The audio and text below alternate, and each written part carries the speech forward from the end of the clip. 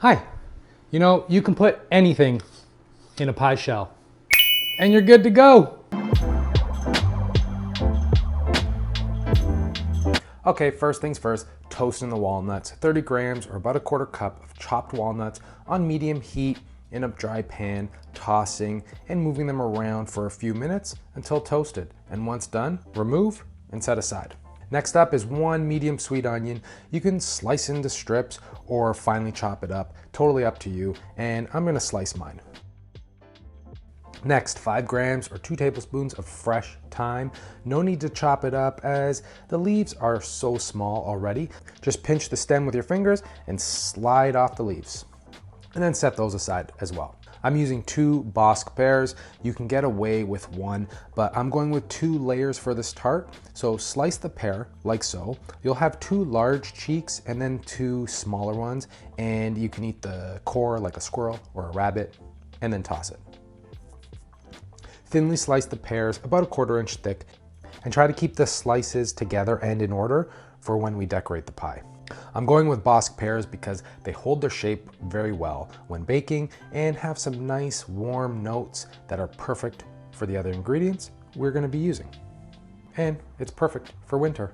Time to cook. In a pan on medium heat, add 1 tablespoon of extra virgin olive oil and 1 tablespoon of unsalted butter. Add the onions, season with salt, freshly cracked pepper, chili flakes for some heat. It actually goes really well with this tart. And let the onions cook for about 3 to 4 minutes before moving them around, so they get some color, and then you can bring the heat down to low and cook until soft and golden brown, stirring often, and these will take about 20 minutes. At the halfway mark, add the fresh thyme, and then just finish cooking and remove the onions to a bowl and set aside. All right, so for the pie crust, I'm using store-bought. Nothing wrong with that. And what we're gonna do is take 1 extra step. You don't have to, but this just assures a nice, crispy, flaky crust, and none of the filling is gonna seep through. Not that the filling is very liquidy, but this just assures extra crispiness, extra flakiness. So let's put some parchment paper down into the crust, and you can use pie weights or dried beans, or if you didn't have either of those like me, I used rice. This will help hold the shape while we blind bake the crust. Place in the oven at 375 degrees for about 15 minutes. And just a couple minutes before removing your crust, create an egg wash with just egg whites, but don't get rid of the egg yolk because we will use it to wash the crust once filled. Remove the rice, weights, or beans from the crust and wash with the egg white, and place back in the oven for the remaining time. This just helps create an extra barrier between the crust and the filling. You can now add the yolk back into the egg whites and mix and set that aside. Once the shell has cooled off for a few minutes, we can start filling the shell.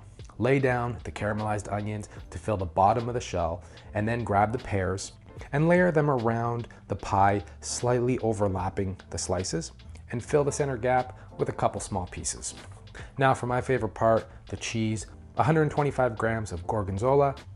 I like using Gorgonzola as it is milder and has a softer, creamier texture than other blue cheeses, and won't overpower with that blue cheese taste with everything else that goes in this pie. Break up some pieces and place all over the pie, and then layer with more pear slices and Gorgonzola. Any remaining cheese and pear slices can be eaten while the pie cooks. You can also chop up all these ingredients and fill the pie with 1 big filling mixture, or even use little tart shells and make these into little appetizers. Top the pie with some Reggie, Parmigiano Reggiano, as much as you like, and brush the crust with the egg wash and place in the oven for 10 minutes at 425 degrees. After 10 minutes, bring the heat down to 350 degrees and bake for about 25 to 30 minutes, or until the crust is golden brown, the filling is nicely set, browned, and the cheese has all melted.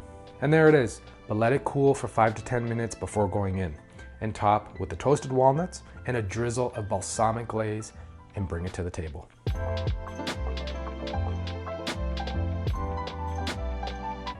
The perfect balance of savory and sweet. The pie crust is buttery, flaky, crispy. Oh, this is perfect for the winter holidays. So I hope you give this a go. And as always, the full recipe is in the link in the description below. Please like and comment. Don't forget to hit that subscribe button.